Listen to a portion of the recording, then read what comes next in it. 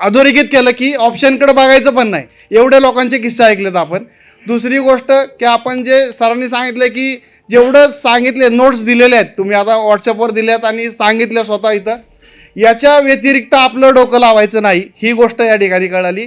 ते जे criteria fulfil केल्यानंतरच ट्रेड घ्यायचा. दिवसभर जर आपल्याला सिच्युएशन नाही आली तरी ट्रेड नाही केला तरी चालेल. आणि सर्वात महत्त्वाचा आणि आवडलेला तुमचा मुद्दा म्हणजे 5 फूट लांब बसायचं, स्क्रीन लावायचं आणि 5 फूट लांब बसायचं.